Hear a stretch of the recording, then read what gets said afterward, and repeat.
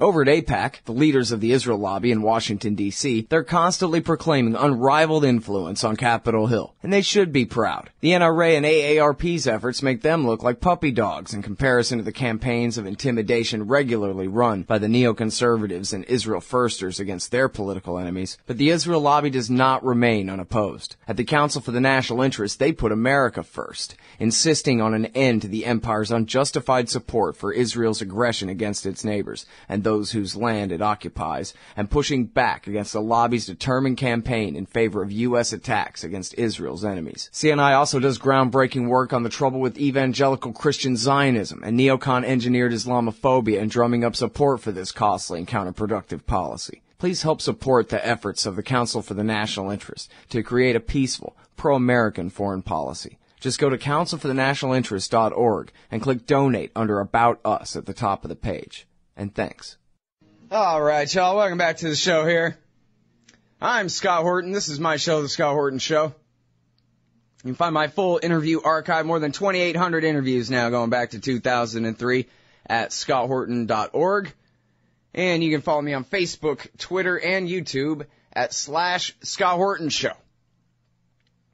Up next, first guest, I should say, is the great Mark Thornton from the Ludwig von Mises Institute. That's Mises.org. And also check out the Bastiat blog, bastiat.mises.org. Welcome back to the show, Mark. How are you doing?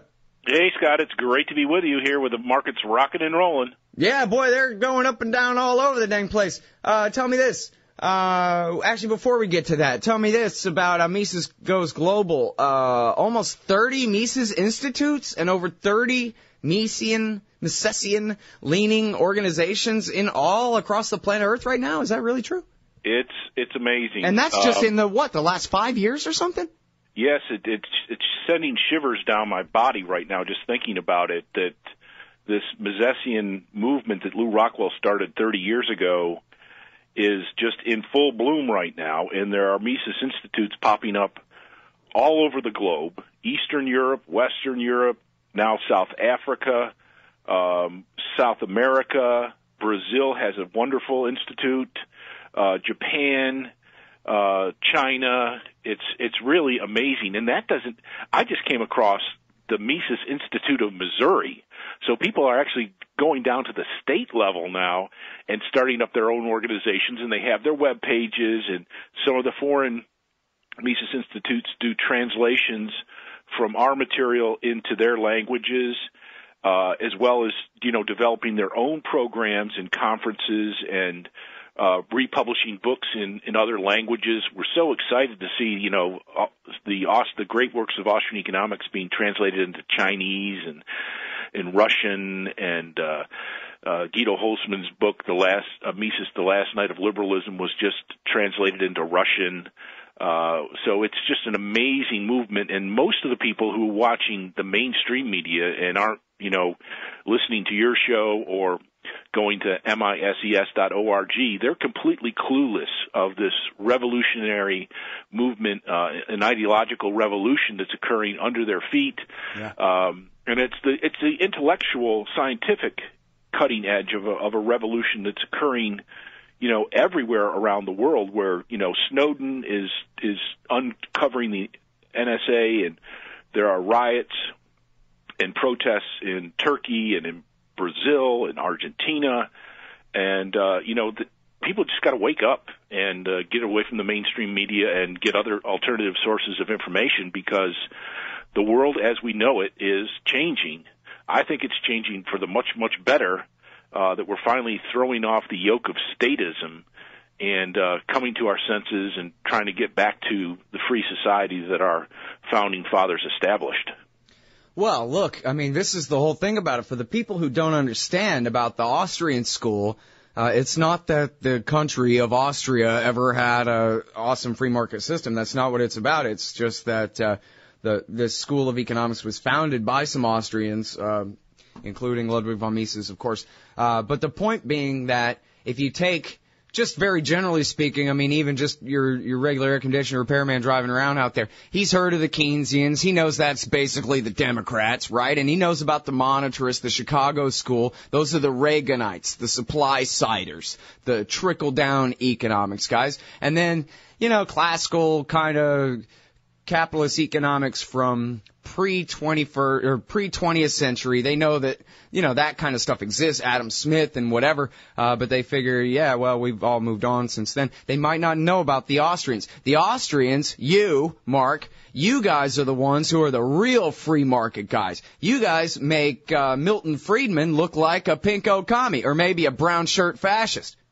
Yes, well, we took up the mantle. Karl Menger and von Bavarick and Wieser and Mises and Hayek took up the mantle of classical economics and set about fixing some of the problems in their system. Like they had a labor theory of value, and we fixed that with a subjective theory of value. We fixed the supply and demand model with marginal utility and opportunity cost. And so we fixed the classical paradigm of Adam Smith and David Hume and Ricardo. They went down the wrong path on a lot of issues that the socialist and Karl Marx took advantage of. And so we fixed those things. And, so people who are interested in liberty, they're interested in freedom, they don't like the police state, they don't like Big Brother breathing down their necks, reading their emails and monitoring their phone calls. And then they come across this scientifically sound Austrian school of economics, and all of a sudden they realize that it's not just their view or their opinion that freedom works. It actually works on a scientific basis. And so that's what all the excitement is about with regard to the Austrian School of Economics and the Ludwig von Mises Institute. We're the oldest continuously existing school of economics, and we're currently the smallest school of economics. And as a matter of fact, we almost became extinct in the early 80s and 70s. But we're now the fastest growing school of economics, and that's true in academia, and it's true not just in the U.S., and it's true in business, entrepreneurs. It's true with high school and college students. It's the hottest thing. It's now the coolest thing in academia to be. It's not Marxism isn't cool, Keynesianism isn't cool.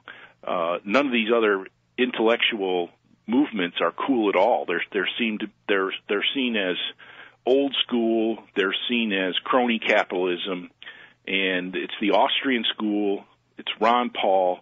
It's the freedom movement that is really the cool thing nowadays. As a matter of fact, Scott, you're going to find this funny, but we sell T-shirts at the Mises Institute and on our bookstore at Mises.org.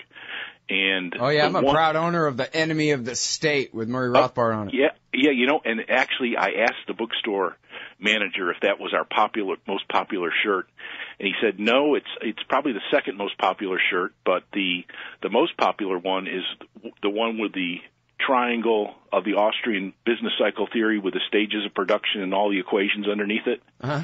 Because that's seen as, if you're wearing something like that, that is apparently on campus, that is academically very cool. That's great. That's great. I thought that was funny. And look, Austrian school economics is a big, complicated thing and covers a lot of ground, as you mentioned. But that's the thing. That's why the Austrian school of economics is such a big deal right now, is because you guys were right during the last decade's giant housing bubble, and you were right about the terrible popping and the terrible effect that was to come, and especially in the person of Dr. Ron Paul, who you mentioned, who's been calling out the housing bubble on the floor of the House of Representatives since at least the year 2000. And when he ran for president in 2007 and 8, and then of course again in 11 and 12, but in 07 and 08, the YouTubes of him explaining why not to build up a big housing bubble, because you're just putting off the consequences we're due, and you're going to make matters worse here coming a few years from now. those YouTubes just caught fire. I mean, they were more popular even than him warning against, quite correctly warning why not to invade Iraq. And people just went, wow, whatever it is this guy's reading, I want to hit. Oh, yeah. That's the great beauty of Austrian economics. It's holistic, and it's not like you have to know every nook and cranny of Austrian economic theory. If you have a general understanding of Austrian economics and you're getting information written by Austrian economists on a regular basis, you have a very well-formed worldview, a very well-formed understanding of how the world operates. And as a consequence, you can get understanding about the consequences of foreign policy, and you get the consequences in advance of monetary policy and taxation policy and the size of government and all these phenomenon that infect our world. You can understand those phenomenon, where they come from, what their effects are, and ultimately what problems they cause in our society in advance. And so, that puts you at a much better perspective in terms of understanding the world and being comfortable with the world around you, where you're not being fooled, you're not being taken advantage of, you're not being just, told one story after the next, like, we need, $10 billion of National Security Agency to spy on our phone calls and our emails to protect us from terrorism. Okay? Some people will actually buy that story, but, the Austrian economists are not going to buy that story. They just see that as an invasion of privacy and a waste of money. And that's ultimately the way things will, they'll be eventually revealed to people. But people who have an understanding of Austrian economics, such as yourself and myself, we're not, fooled by the events in this world. And as a consequence, it's a much nicer perspective and worldview to come from. It's kind of irritating that, there are all these problems and there are bad people out there in the world, but it's more comforting to know what's coming than to not know and be blindsided one time after the next. Right. All right, well, so let's talk about what's coming or what's going on today here. The markets seem to be taking a big hit, but, and we talked about this with Alan Butler a little bit on the show last week, too. Alan said that Greenspan's speech was, don't worry, I'm going to keep inflating. But everybody took it as though what he said was, yeah, I'm going to have to stop inflating here pretty soon, and they all panicked, and now they're all freaking out. Well, central bankers are basically liars. So you never know exactly what they mean, and if they mean what they say and say what they mean. This downturn in the marketplace, in the stock market, as well as the gold and commodity markets, is not a big surprise to me. Actually, the only thing that really surprised me is that how Bernanke was able to actually pump up these markets to such high levels. I was fooled in this case because he went beyond the normal tools of monetary policy. He didn't just cut interest rates in the economy. He went well beyond the normal bounds of a central banker, and he's changed the rules of the game, and he's engaged in this quantitative easing infinite, basically, and was able to pump up markets to restart the housing bubble and things that, we would have never thought of, because if he had stayed within the normal bounds of monetary policy, we wouldn't have gotten so far out of control, and markets would not have been blown up so high. He's under the impression, as well as Krugman and Greenspan, that if you pump up the stock market, that will give people confidence, okay, because central banking is a con game, essentially. And so they build up your confidence so you feel free to not be prudent and save your money and invest your money properly, but to become imprudent and to spend all of your money and to invest your money into very risky markets and risky assets and investments. And so people who are, say, for example, who are retired and, they normally keep most of their money in fixed income investments and bonds and things of that nature, they've been pulled out of the safer investments because there's no return, and they've been putting their money into riskier investments with the idea that they can make dividends and make capital gains in stocks. And so that's Bernanke's game plan, is to make people feel confident, get them to invest in riskier things, and therefore somehow to jumpstart the economy in that way, to make them spend more, and to put their money in bad investments. And so, that's not the Austrian playbook at all. I mean, we believe in sound money, no inflation, the gold standard, not intervening in marketplaces like that, but to allow market price signals to determine investments and whether to spend or to save. And we think that saving money is actually the key ingredient to economic growth, because when money is saved and not consumed, that frees up resources such as land, labor, and capital to go into sound investments in the future of the economy. And so, their playbook is a confidence game or a con game. Ours is the ageless wisdom of saving and investing in sound projects for future growth in the economy. And I'm afraid that it's hard to imagine the negative consequences of the path that Bernanke et al. Has taken us down. Right. Well, so if we can put it in a little more personal terms, not necessarily, to impugn the people in charge, because I kind of think they believe their own stupid things. They think they believe up there and that kind of deal, Bernanke and his acolytes. So not to make it like conspiracy mongering or whatever, but just to drive the point home about, what is being done to who, right? If for their benefit, we assume their stupidity and ineptitude here. What they're really doing is they're holding a gun to grandma's head, and they're saying, you cannot have a savings account, lady. Close it down, put your money in the stock market, and basically fill up the bag, and then we'll take all the money out of the bag and leave you holding the bag. That's what's happening right now, is all the regular people who are not stock market investor types, who aren't savvy, who don't know about this stuff, who ought to have a bank account down at their local thrift. They can't. They're being forced to speculate because of the low interest rate. They're being forced to prop up this giant bubble. And then all the Goldman guys, everybody in downtown New York who actually knows what the hell they're doing here, they run away with all the freaking money. And now here it is collapsing. Yeah, I mean, that's unfortunately very unfortunate, but that's exactly the case, Scott. That's exactly what's going on here. The Marxists would even have a point here that this is kind of class war, isn't it? This is the billionaires deliberately using the state against the regular people. Or are they? Do we really give them the benefit of the doubt that they believe in this Friedmanite commie nonsense?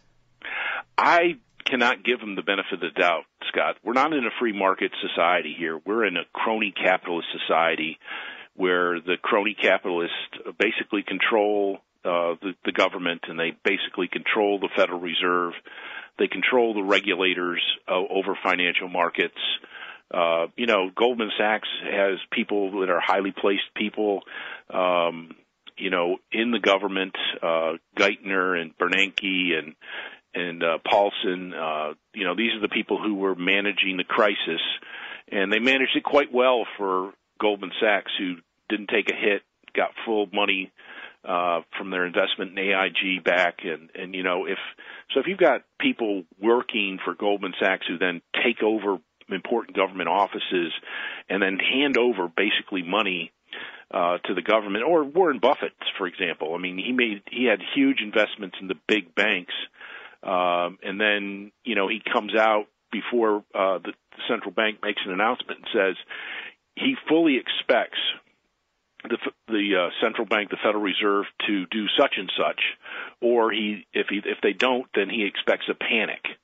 So of course the Fed goes along with what Warren Buffett says, and bails out the banks, and that ends up generating billions and billions of dollars for Warren Buffett and his Berkshire Hathaway corporation, to his benefit. And then he turns around and he says, we really need to soak it to the little guy, the the small-time entrepreneur who doesn't have any connection with Washington, D.C., and make them pay higher taxes.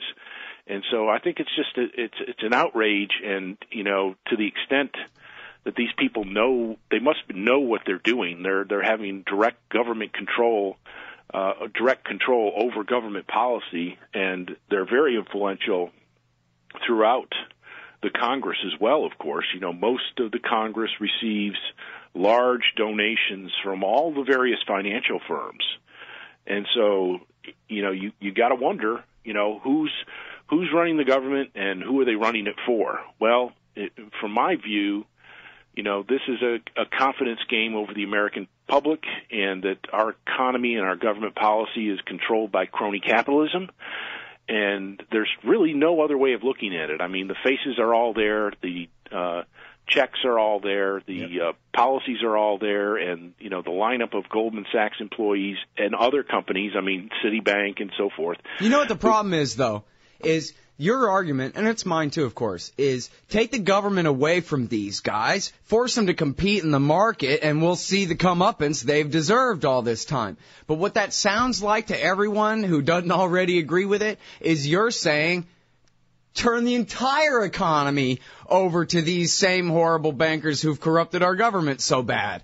And you know what I mean? Rather than making them half it with the state, where at least we can vote for a Democrat and try to make things fair. Well, the larger point is not who controls government, but how much government controls. How much spending power does the government have? How much money do they take in taxes and other revenues, as well as borrowing? And so it's not so much the people who are in charge, it's what they're in charge of. And the government is got too many resources and too much power at its control, and this is precisely why these want in on the control of all this money, because it's to their benefit to do so. So the most important lesson to be learned is that we need to reduce the size and scope and power of government. All right, now, when I talked with Alan Butler last week, he was saying, all this talk about, China buys all our debt, Korea buys all our debt. They're all selling more debt than they're buying, and the Fed is the only net buyer of American government debt at this point, and that means we are just completely screwed. I don't know, when the real pain kicks in, if you're not already feeling it, but he was saying that this is one of the last signposts on the way to the crack up boom here. Oh, yeah. Alan's a smart guy, and he knows, but it's not known on the street very well, but China has stopped purchasing on net our U.S. government debt for quite some time, and they've been adding to their gold reserves in China to a very large extent. I mean, in recent months, their purchases have more than doubled their traditional level of purchases of gold. They've been adding to their gold holdings at their central bank, trying to diversify away from the U.S. dollar. So as the dollar depreciates, their gold holdings will appreciate, and so they'll be in a more balanced position. And it's not just China, of course. Korea is doing it. Brazil is doing it. Germany has asked for its gold to be returned from the United States. And so central banks around the world are on net purchasers of gold. They're adding to their gold reserves. And with this recent decline in the price of gold, we've seen gold shops and gold markets around the world being flooded with new retail customers. And so while there was a fallout in the international markets for gold and the big gold holders and the liquidation of the GLD ETF, that lower price has encouraged retail consumers to go out and buy bullion, to go out and buy gold coins and silver, junk silver, gold jewelry. India's been adding to its gold holdings as well. I should point that out. And so there's a mad rush into gold, and I've been kind of expecting the price of gold to come down somewhere to 1,200 or maybe below that. Just as the way the market works is it's never in a straight line. It's never as fast as people think. It's never as stable as people think. There's a lot of volatility in these markets, partly because of the uncertainty with respect to the value of the dollar. And so, but if you go out and you look at gold markets right now, you're going to see a lot of activity. There were some photos coming back from China of a gold market in China, of a city that I'd never heard of, and there were 10,000 people at this gold market in line, pushing and shoving to try to get the opportunity to buy gold bullion, gold coins, silver, and gold jewelry as well, which is very popular in Asia, throughout Asia. And so, that's a very interesting sign that, the average people around the world are buying gold and are upset at their governments and their policies. Yeah. So, not that this is an investment advice show, but in other words, good times. There's been a big correction in the price of gold. Buy now, because it's going to keep going back up. Because again, Bernanke, good motives or bad, he didn't know what to do except keep creating more and more bank credit, right? I mean, he's just going to inflate until the day he retires or gets kicked out of there. Yeah, well, Austrian economics is not exactly an investment advice vehicle. We cannot say anything in Austrian economics about the timing of something or its magnitude. How high is it going to go? How low is it going to go? When is it going to go high? When is it going to go low? But of course, I mean, the age-old advice of buy low, sell high always does apply. It's just a matter of how you implement that and how you maybe get yourself into markets slowly over time, so that you're not putting all your money in one investment at one point in time, which gives you a psychological burn effect if you're wrong in your timing, or you're wrong at the market that you're investing in, or you're wrong at the price level that you're buying in.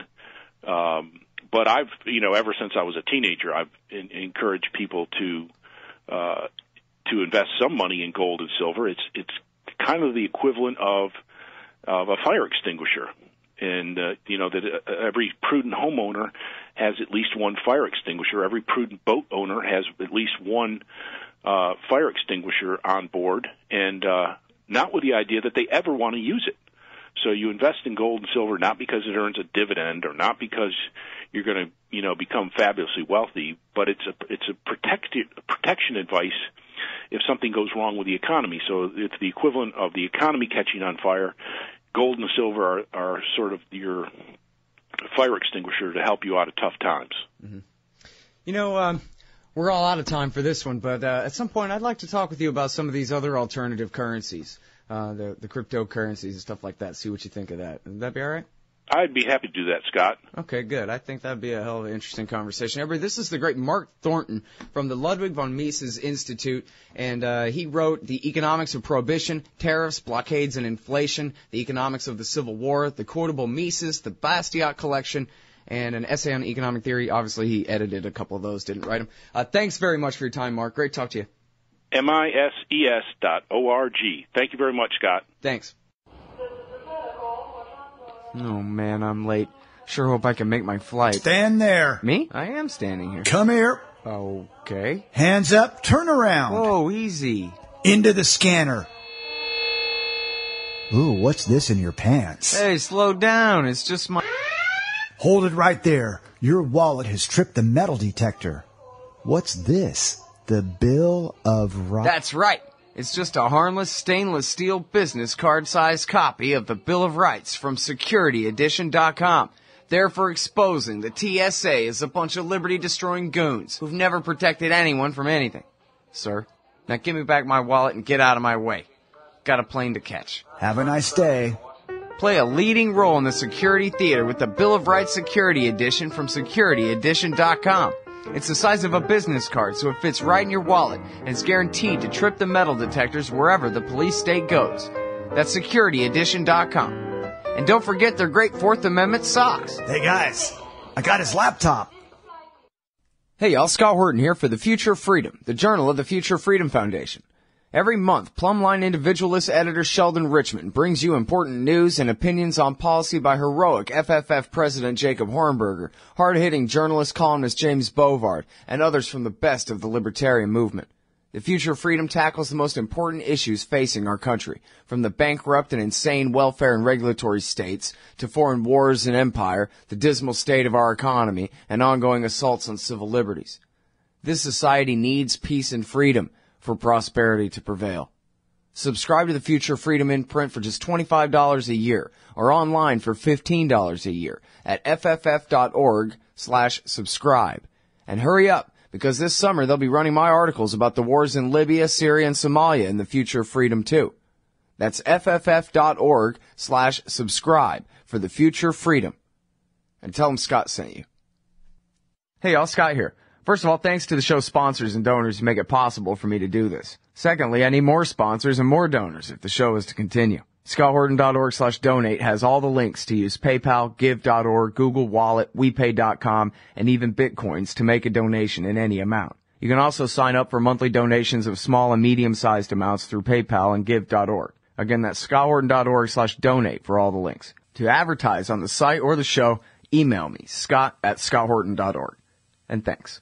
Hey y'all, Scott Horton here for WallStreetWindow.com. Mike Swanson is a successful former hedge fund manager whose site is unique on the web. Subscribers are allowed a window into Mike's very real main account and receive announcements and explanations for all his market moves. The Federal Reserve has been inflating the money supply to finance the bank bailouts and terror war overseas. So Mike's betting on commodities, mining stocks, European markets, and other hedges against a depreciating dollar. Play along on paper or with real money, and then be your own judge of Mike's investment strategies. See what happens at WallStreetWindow.com. Admit it, our public debate has been reduced to reading each other's bumper stickers. Scott Horton here for LibertyStickers.com. I made up most of them, and most of those when I was mad as hell about something. So if you hate war, empire, central banking, cops, Republicans, Democrats, gun grabbers, and status of all stripes, go to LibertyStickers.com, and there's a good chance you'll find just what you need for the back of your truck. Own a bookstore? Sell guns at the show? Get the wholesaler's deal. Buy any 100 stickers and they drop down in price to $1 a piece. You can spread the contempt and make a little money too. That's LibertyStickers.com. Everyone else's stickers suck.